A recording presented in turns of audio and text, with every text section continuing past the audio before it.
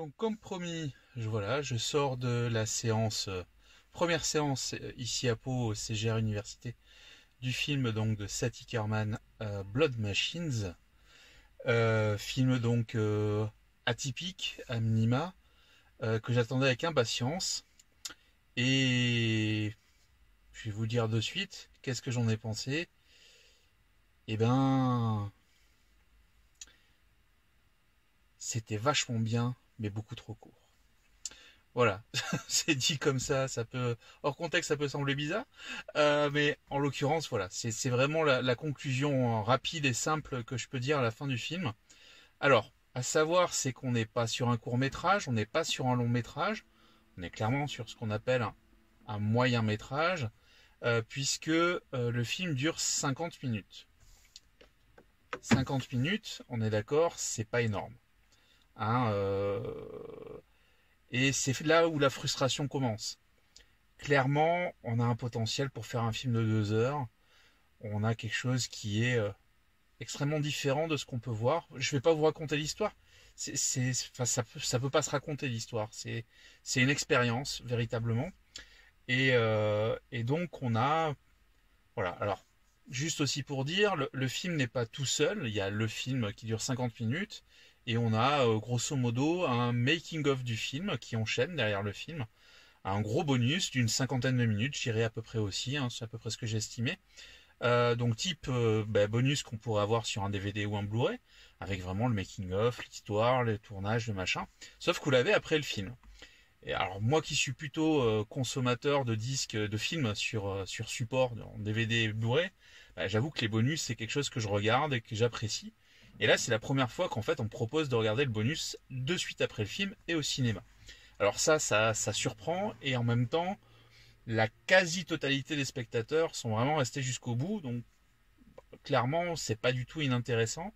Enfin, moi, c'est pas du tout intéressant, bien au contraire, c'est juste super intéressant justement. Et il y a deux éléments, moi j'ai retenu dans ce making-of, de ce que disent les réalisateurs, puisque Sati Kerman c'est un duo de réalisateurs français, euh, autodidacte et plutôt indépendant, qui en fait décrivent leur film plus comme un poème que comme une histoire. Et je pense que c'est assez vrai. Voilà, ça relève plus, voilà, ouais, de cette expérience, de quelque chose qui relève du ressenti plus que d'une histoire. L'histoire, elle tient, allez, en 3 lignes. Il n'y a pas de péripéties très complexes. Et par contre, il y a chaque plan est réfléchi et maîtrisé, ultra détaillé, ultra esthétique, jamais gratuit. Enfin voilà, c'est vraiment quelque chose de super. Et l'autre élément qu'ils mettent en avant, c'est le côté garage.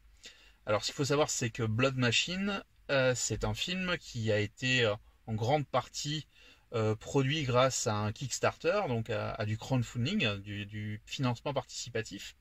Je crois qu'ils ont récupéré dans les 200 000 euros, quelque chose comme ça. Et ils ont essayé de faire un film qui en vaut beaucoup plus, évidemment.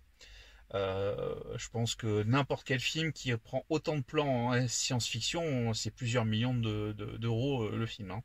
Rien que pour les FX. Là, en l'occurrence, on a quelque chose qui est vraiment bien fini, bien propre. Alors, clairement, l'esprit garage, qu'est-ce que c'est? Alors, pour ceux que ça exprime rien, c'est cet esprit de bricoler pour arriver à ce qu'on veut faire parce qu'on n'a pas les moyens de l'acheter tout fait. C'est vraiment ça l'esprit garage. Et là, clairement, on sait que, et on le voit hein, dans le making-of, il y a tout un tas de décors, il y a même des plans d'effets spéciaux qui ont été faits à l'ancienne, avec des maquettes faites dans le garage, avec de la récup, avec des gros objectifs macro. Voilà, enfin, comme le premier Star Wars, hein, clairement, c'est présenté comme un space opéra, on y est. C'est du Star Wars avec les moyens, je dirais les moyens d'époque, ce qui ont fait pour moi le bonheur du premier Star Wars entre autres, déjà un peu moins avec les autres, mais enfin qui restait quand même, c'est la maquette. Clairement, voilà, moi qui suis un grand fan de maquettes au cinéma, là on en a. On a des décors véritables, alors prolongés avec des effets d'ordinateur, mais on a des décors qui sont vraiment faits, avec de la récup, voilà, à l'ancienne, et ça ça donne quelque chose d'organique. Alors justement, ça me fait penser à à l'esthétique du film, où clairement il y a beaucoup de machines. Alors si vous avez vu la bande-annonce, de toute façon je vous la mettrai après la critique, vous l'aurez dans la playlist donc de Poplist, hein, puisque le principe c'est celui-ci, une critique, et puis bah, s'il y a un film ou de la musique, je vous mets derrière la bande-annonce de Léandroit pour illustrer mes propos. Clairement, ici on a quelque chose avec beaucoup de vaisseaux, et ces vaisseaux sont mécaniques et organiques. Il y a vraiment cette dimension-là, ce côté vivant de la machine. Alors, de toute façon, on l'a dans le titre, hein, Blood Machines, donc une machine avec du sang, ou le sang des machines. Je sais pas comment il faut le traduire. Je suis mauvais en traduction en général, mais il y a cette idée-là, en tout cas, de machine avec du sang, donc quelque chose d'organique et de mécanique. Et on retrouve ça à tous les niveaux dans le film, que ça soit dans le visuel, donc bah, puisqu'on a du vrai décor et du virtuel, donc du fond vert. Clairement, il y en a beaucoup de fonds verts, mais il y a aussi du décor réel, il y a de l'objet véritable, il y a de la maquette. La musique, c'est pareil, elle est par moments viscérale et on la ressent physiquement. Par moments, elle est planante. Ça va dépendre du moment. Et, euh, et, et du coup, on a quelque chose de vraiment, ouais, de vivant. Euh, il n'y a pas ce côté artificiel qu'on peut trouver dans beaucoup de films aujourd'hui où il y a tellement d'effets spéciaux qui respirent la machine, le numérique, que ça perd sa saveur. Là, on retrouve, enfin pour moi, on trouve vraiment ce côté-là. Alors c'est vrai que l'effet aussi, le film est projeté et on a un petit effet de pellicule usée par moment. On a des petits parasites sur l'image comme une pellicule sale qu'on pouvait voir dans les années 80. Bon là c'est rajouté numériquement évidemment, mais ça participe ce côté voilà analogique. Vraiment on retrouve cet esprit-là. Alors c'est vrai que la musique de Carpenter Brut y est aussi pour beaucoup, hein. Alors pour ceux qui connaîtraient pas Carpenter Brut, c'est un artiste français qui fait la Dark Synthwave, hein. Alors j'en ai parlé un peu hier avec l'album de Nina qui était de la pop synthwave. Là on est avec la Dark Synthwave. Alors c'est un peu la thématique de la semaine finalement, hein, quelque part, involontairement. Et donc c'est beaucoup de synthé, beaucoup de sons qui rappellent les années 80. Et là on a par moments des choses très rythmées, très dynamiques, d'autres moments des choses beaucoup plus planantes, beaucoup plus poétiques. Et c'est vrai qu'il y a vraiment des scènes très, très poétiques dans le sens ouais, il y a des plans qui rappellent le côté poétique peut avoir un 2001 l'Odyssée de l'espace. Voilà. Alors je compare pas, c'est pas du tout le but, c'est juste pour essayer de donner une comparaison, parce que ce film, je peux pas dire que j'ai quelque chose pour le comparer. Par moment, ça m'a rappelé le bonheur que j'ai pu avoir avec le film Avalon de Mamoru Oshii, qui était au début des années 2000, qui pour moi est un des plus beaux films de SF qui ait pu être fait, où tous les plans sont maîtrisés. Pareil, c'est à ça où je retrouve, il y a ce côté, je contrôle l'image, je la retravaille. Elle n'est pas naturelle, elle est artificielle et en même temps elle part de quelque chose de véritable. Je retrouve cet esprit-là. Et c'est vrai que la musique aussi dans Avalon, bah, c'est Kenji Kawai qui est loin d'être le plus mauvais des compositeurs, en tout cas un de mes préférés clairement. Là, Carpenter Brut fait un score vraiment, alors peut-être pas mémorable, mais en tout cas parfaitement en adéquation avec le film. Dernier point que vous avez sûrement vu dans la bande-annonce, qui peut, en tout cas voilà, moi je l'ai regardé à la maison et je l'ai montré à d'autres et c'est vrai que ça a tiqué. C'est que dans la bande-annonce on voit qu'il y a une femme avec les seins nus. Alors je rappelle juste pour les plus jeunes peut-être que dans les années 80, tous les soirs ou presque, en tout cas au moins une fois par semaine, on avait une émission sur TF1 qui, avant le journal, nous proposait une plémette, donc une femme en string les seins à l'air, et ça faisait partie de l'esprit. Aujourd'hui, c'est quelque chose qui est, j'allais dire, pas du tout acceptable et qui est qui en fait représente la femme objet. Et là, j'avoue, dans ce film, alors je suis vraiment pas pour la femme objet, hein, c'est clairement pas le but du jeu, mais là, la femme est extrêmement présente. Euh, Sa nudité, pour moi, alors peut-être parce que je suis un homme, mais en tout cas, pour moi, ne la transforme pas en objet, mais la rend plus forte d'une certaine façon. En tout cas, elle est une femme à part entière, et rien, et aucun artifice. Oh, le plafonnier s'arrête. Voilà, c'est mieux comme ça. Hein, je le fais dans la voiture, je sors du cinéma, donc c'est immédiat. Et là, en fait, voilà, on retrouve cette femme forte, héritée de la femme des années 80, puisque clairement, on est dans cette esthétique-là, et en même temps, qui est en 2020 la femme forte, la femme libérée, la femme qui est affirmée et qui n'est plus la soumise de l'homme, hein, quelque part. Le, ce qui s'est passé ces dernières années où les femmes ont réussi à faire connaître les abus qu'elles ont pu recevoir, notamment dans le cinéma, bah, on a cette femme-là, cette femme forte qui se laisse pas faire, et en même temps, cette femme objet qui cohabite, et c'est un mélange des deux. Alors, moi, je me souviens toujours, je me souviens d'un bonus, justement, dans un film de Christophe Gans.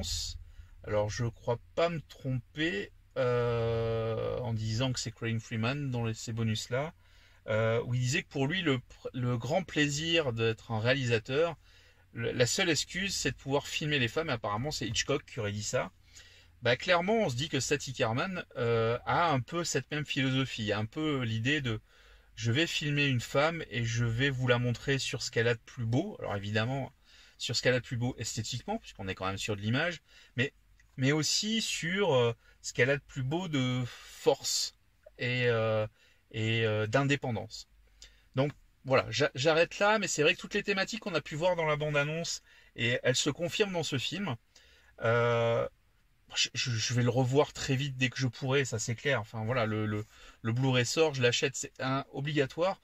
Qui plus est, après avoir vu le making-of derrière, qui apporte des éléments d'éclairage sur le film, qui pointe des éléments sur lesquels je suis passé un peu à côté. Donc j'ai envie de le revoir, clairement. Est-ce que j'irai au ciné? Je sais pas, ça va être ric-rac, hein. Il est là que pendant jusqu'au 4 septembre avec une séance par jour. Donc faut vraiment se dépêcher pour y aller. En tout cas, pour moi, on a un film de genre français, c'est très rare, maîtrisé, ça c'est indéniable, qui ressemble à rien de ce que j'ai pu voir jusqu'à maintenant. Euh, il y a clairement une influence dans l'esthétique des années 80. C'est vrai que dans les vaisseaux, dans beaucoup de graphismes, on a une grosse influence. Enfin, en tout cas, je suis pas un grand spécialiste. C'est vrai que dans le making-of, il le cite, mais clairement, voilà, moi j'ai pensé à Mobius sur ce côté très mécanique et organique qu'on a pu avoir dans beaucoup de créations de Mobius dans les années 80. Ouais, c'est presque le truc fini. Voilà, la seule chose qui est pas finie. Donc je reprends en coupure, évidemment je fais ça sur le téléphone, ce qui n'est pas l'habitude, évidemment la mémoire était pleine. Donc je fais juste ma conclusion finalement, ça me coupe, c'est très bien, 10 minutes c'est bien assez quand même comme critique. Donc ce que je disais c'est allez-y, dépêchez-vous. Voilà, quand la vidéo sort, on sera le 2 septembre au matin. Le film est disponible le 2, 3 et 4 septembre uniquement dans les cinémas CGR. Pas dans tous, mais uniquement dans le réseau CGR. Euh, c'est unique, c'est à voir, je dirais, c'est à soutenir parce que je pense que le cinéma français a besoin de proposer autre chose que simplement de la comédie. Je pousse un peu le trait, mais en tout cas, on a un peu l'impression que seule la comédie franchouillarde ou la comédie satirique a le droit de citer dans le cinéma français de ce qu'on a le droit de produire. Et là, on a quelque chose de différent, du cinéma de genre français, ce qui est très rare. Alors, je veux pas faire du nationalisme primaire, mais en tout cas, il faut le soutenir parce que c'est dans la diversité qu'on est créatif. Et là, on a vraiment quelque chose qui est très différent. Alors, moi, j'adore. Allez-y, dépêchez-vous. Et puis ben, voilà, soutenez le cinéma. C'est vrai que ben, on voit bien que le cinéma en ce moment c'est un peu compliqué. Il y a peu de films en plus à l'écran. Les gens ben, ont peut-être peur d'y aller, je sais pas. En tout cas, une chose est sûre, c'est que moi j'y étais. On a du gel hydroalcoolique partout. Le port du masque il est obligatoire, même pendant la séance depuis aujourd'hui, hein, depuis le 1er septembre. Le port du masque est obligatoire. Alors ça peut être une contrainte pour certains, en tout cas ça doit vous rassurer. Et voilà. Sur ce, je vous donne rendez-vous, donc là la chronique elle sort demain matin, donc le 2 septembre à 7h. Comme tous les matins, ce sera l'heure des chroniques à partir de 7h sur la chaîne YouTube ou alors directement sur sombl.fr, le blog. C'était Loïc pour l'émission donc Seven Art Review avec le film Blood Machine. Et rendez-vous jeudi pour une autre chronique. Et là, ce sera de la pop culture ce coup-ci. Bonne journée, a priori, parce qu'on sera le matin. et à très vite pour d'autres chroniques. Bye bye.